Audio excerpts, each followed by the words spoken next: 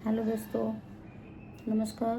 Welcome back to my channel advocate Bharti, आपके legal adviser, आपकी lawyer. स्वागत है आपका मेरे इस चैनल पे। दोस्तों, आज मैं आपको जिस टॉपिक के बारे में बताना चाहती हूँ वो है गिरफ्तारी, अरेस्ट। देखिए कैसा होता है, कभी कभी कोई ऐसे केसेस में जबकि पुलिस को अरेस्ट करना पड़ता है, तो अरेस्ट के टाइम जब पुलिस आती है तो हम सिर्फ घबरा जाते हैं, और घबराने में हमने बहुत सारी गलतियां ऐसी कर देती हैं जो कि हम कभी ध्यान नहीं देते। सबसे फर्स्ट ऑफ ऑल, जब आपको कभी अरेस्ट करने के लिए पुलिस आई तो आप देखिए वो यूनिफॉर्म पे है या नहीं। यूनिफॉर्म पे है तो उसका नेम प्लेट क्लियर है या नहीं। यदि उसका नेम प्लेट भी क्लियर है तो अरेस्ट करने के टाइम आपको अरेस्ट मेमो वहीं पर बना रहा है या नहीं। अरेस्ट मेमो आपका बनाया तो भी वो आपके पड़ोसियों को गवाह के रूप में वहाँ पे प्रेजेंट करता है या नहीं। ये सब बहुत सारी चीज़ें हैं जिससे कि अरेस्ट करने के टाइम फॉलो करना ज़रूरी है। यदि आपको कहीं बाहर से अरेस्ट किया जाता है, यदि बाहर से अरेस्ट किया जाता है तो भी आपकी फैमिली को तुरंत इन्फॉर्म किया जाता है कि नहीं। और अगर आपको बाहर से अरेस्ट किए हुए हैं तो आपकी फैमिली को इन्फॉर्म करने के साथ ही 24 घंटे के अंदर आपका मेडिकल कराना, आपको मजिस्ट्रेट के सामने प्रेजेंट करना, ये सब बराबर हुआ है या नहीं।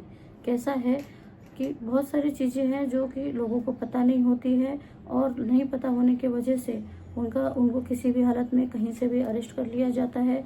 और अरेस्ट करने के साथ में लोग इतने घबरा जाते हैं, उनको बहुत समझ नहीं आता है कि क्या किया जाए।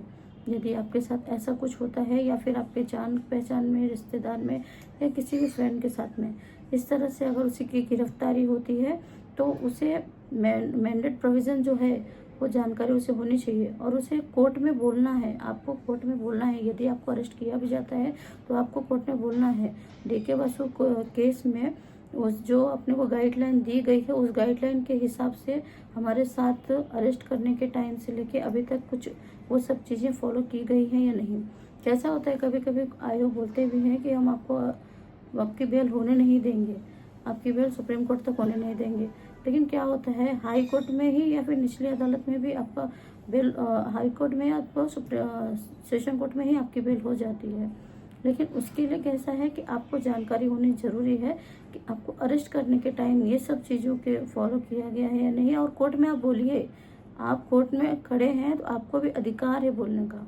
आप अपने अधिकार का पालन कीजिए। आप वहाँ बोलिए कि हाँ ऐसे ऐसे हुआ, मेरे साथ में ये घटना हुई, ऐसा हुआ।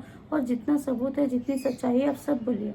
जितना आप सच बोलेंगे, जितने आप सच्चाई सबूत देंगे, और आपके अरेस्ट करने के टाइम से लेके 24 घंटे के अंदर तक मजिस्ट्रेट के सामने तक पेश करने तक की आप सारी चीज़ें ध्यान में रखिए। यदि आपके साथ, आपके किसी रिलेटिव के साथ इस तरह से कुछ होता है तो आप इस चीज़ों को ध्यान में रखेंगे तो बहुत ही आसानी के साथ में आपकी बेल भी हो जाएगी। आप आराम से अपने केस में सबूत देके आप बरी भी हो सकते हैं। आपको मेरी वीडियो अच्छी लगे तो लाइक करें, शेयर करें।